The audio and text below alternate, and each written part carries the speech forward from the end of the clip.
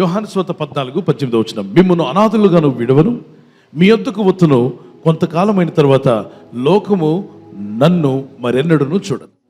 యేసు ప్రభువు తన ప్రజలతో, తన శిష్యులతో చెప్పాడు, నేను మిమ్మల్ని అనాథులుగా విడవను. I will not leave you as orphans. నేను మిమ్మల్ని అనాథలుగా విడవను. I will come back to you. నేను మీ వద్దకు తిరిగి వచ్చేదను. I will send the comforter. నేను ఆదరణకర్తను మీ కొరకు and పంపుతాను. he will lead you. ఆయన మిమ్మల్ని నడిపించును. He will strengthen you. ఆయన మిమ్మల్ని బలపరచును. I am going to give you a person who is going to help you. మీకు సహాయం చేయడానికి మీ ఒక వ్యక్తిని నేను ఇస్తాను. That's a great opportunity. అది చాలా గొప్ప భాగ్యము. How many of you want a helper? మీలో ఎంతమందికి సహాయకుడు కావాలి? మనిషి అనే ప్రతి ఒక్కడికి ఏం కావాలి? సహాయం కావాలి. అలాంటిది సహాయకుడుగా ఒకరు మన ఎద్దుకు వస్తున్నారట. చూడండి, పిల్లవాడికి ట్యూషన్ చెప్పే సహాయకుడు ఉంటే మార్కులు ఎక్కువ వస్తాయా తక్కువ వస్తాయా? ఎక్కువ వస్తాయి. ఒకవేళ ఈ గేమ్లు ఆడుతుంటారు కదా, ఒలింపిక్స్కి వెళ్ళడానికో అథ్లెటిక్స్గా, మరి వాళ్ళకి క్రీడాకారులకి కోచ్ అనే వ్యక్తి ఉంటే, బాగా నేర్పించే వ్యక్తి ఉంటే మేలా కీడా మేలే కదా, బాగా నేర్చుకుంటారు. ఒక వాయిద్యాలు వాయించే వ్యక్తికి ఇన్స్ట్రుమెంట్స్ వాయించాలంటే అతనికి టీచ్ చేసే టీచర్ ఉండడం, హెల్ప్ చేయడం, ఆ హెల్పర్ ఉండడం వల్ల బాగా నేర్చుకోగలుగుతాడు. ఏదైనా సరే, ఇంట్లో వంట మొదలుకొని జీవితంలో ప్రతి విషయానికి సహాయకులు ఉండడం చాలా అవసరం. అయితే మనుషుల సహాయం కన్నా దేవుని సహాయం చాలా గొప్పదని వారు దేవునికి స్తోత్రం చెప్పగలరా? హల్లెలూయా. నాకు హెల్ప్ చేయడానికి ఎవరు వస్తున్నారు అంటే యేసుక్రీస్తు ప్రభువారు చెప్పారు, నేను వెళ్ళిపోవడం మీకు ప్రయోజనకరం, నేను వెళ్ళిపోవడం వల్ల ఆయన్ని మీ యొద్దకు పంపిస్తాను. లోకము ఆయనను చూడలేదు, ఈ లోకంలో ఉన్న వాళ్ళు ఎవరు ఆయన చూడలేరు, కానీ మీరు చూడగలుగుతారు. మీరు ఆయన్ని కలిగి ఉంటారు, ఆయన అనుభవిస్తారు, ఆయన సహాయం మీకు అందుతూ ఉంటుంది. కానీ లోకస్తులకు తెలియదు, లోకంలో ఉన్నోడికి అర్థం కాదు. కానీ మీకు మాత్రం సీక్రెట్ హెల్పర్ ఉంటాడు. మీరు ఎక్కడికి వెళ్ళినా ఆయన మీతో ఉంటాడు, మిమ్మల్ని బలపరుస్తాడు, ఆదరిస్తాడు. ఆయనకి కొన్ని నామాలు ఇవ్వబడ్డాయి.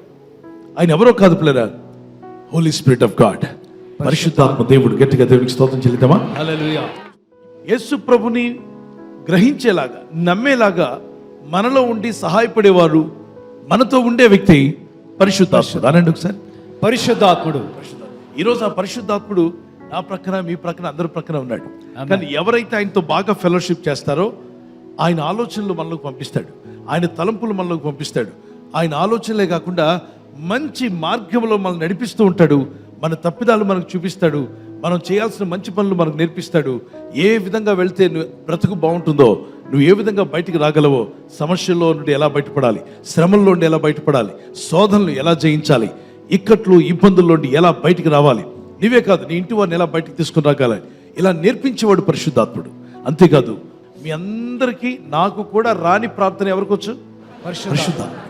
కాబట్టి అపోస్తలుడైన పౌలు అన్నాడు, మనలో యుక్తముగా ప్రార్థించటం వల్ల ఎవరికి తెలియదు కానీ పరిశుద్ధాత్మకి తెలుసు. ఆత్మ తానే మనపక్షంగా విజ్ఞాపన చేయించున్నాడు. నువ్వు ఏది చెప్పినా ఎవరికి తెలియకుండా నీ గుండెల్లో బరువంతా తీసేసి నీ సమస్యల నుండి ఎలా బయటపడాలో నీకు జ్ఞానం నేర్పే ఒక అద్భుతమైన హెల్పర్ ఉన్నాడు. ఆయన పరిశుద్ధాత్ముడు. నీకు దేవుడు బహుమానంగా ఇస్తున్నాడు. ప్రార్థన చేసుకుందాం. ప్రభువా, నాతో రమ్మని గట్టిగా పిలవండి. జస్ట్ క్షణాల్లో ఆయన మీతో, మీ చుట్టూ ఆయన ఆవరించున్నాడు. చేతులు ప్రభు వైపు ఎత్తుకుందాం. గొప్ప స్వరంతో ప్రార్థన చేయండి. ప్రభా, మీ సన్నిధి నాతో రావాలి. పరిశుద్ధాత్మ మీరు నాతో రావాలి ప్రభా. నీ సన్నిధి కాంతి నా మీద రావాలి ప్రభా. నన్ను నడిపించు ప్రభా. నీ సన్నిధి నాతో రావాలి. ఎక్కడికి వెళ్తున్నా ఆయన సన్నిధి నీతో రాబోతుంది బిడ్డ. నీతో ఆయన సన్నిధి రాబోతుంది. ఆయన ఆత్మ నీతో రాబోతుంది. ఆయన నీలో ఉండి ముచ్చటిస్తాడు, నిన్ను బలపరుస్తాడు, నిన్ను ఆదరించేవాడు, నీకు నేర్పిస్తాడు. ఏం చేయాలో ఏం చేయకూడదో, ఎలా ప్రవర్తించాలో అని నీలో ఉండి నేర్పిస్తాడు. నీ ప్రవర్తనను మారుస్తాడు. ఆయన నీ ప్రాచీన స్వభావాన్ని తీసివేస్తాడు. నువ్వు ఒక నూతన వ్యక్తిగా మారబోతున్నావు. ఆయన మహాజ్ఞాని. నీకు ఎలాగైనా విడుదలిస్తాడు, నిన్ను ఏ విధంగా అయినా బాగు చేస్తాడు. నీ రోగములు తొలగించేవాడు, నీ బాధలు తీసివేయవాడు, నీ కన్నీరు తుడిచివేస్తాడు. ఈ రాత్రి నెమ్మదితో పండుకొని సురక్షితంగా కాపాడబడినట్లుగా నీ అగ్ని కంచి వేసి మమ్మల్ని కాపాడండి. మీ చిత్తములో కొనసాగే కృప అందరికీ దయచేయమని యేసుక్రీస్తు ప్రశస్త నామములో మీరందరికీ చక్కని నిద్ర దయచేసి తెల్లవారు లేచి కృపను మాకిమ్మని క్రీస్తు యేసు నామములో అడిగి వేడుకుంటున్నామా పరలోకపు తండ్రి. ఆమేన్, ఆమేన్.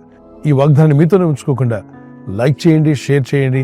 అనేకులు ఈ యొక్క ఛానల్ సబ్స్క్రైబ్ చేసుకోమని తెలియపరచండి. సబ్స్క్రైబ్ చేయని వారు కూడా సబ్స్క్రైబ్ చేయండి. Good night. God bless you.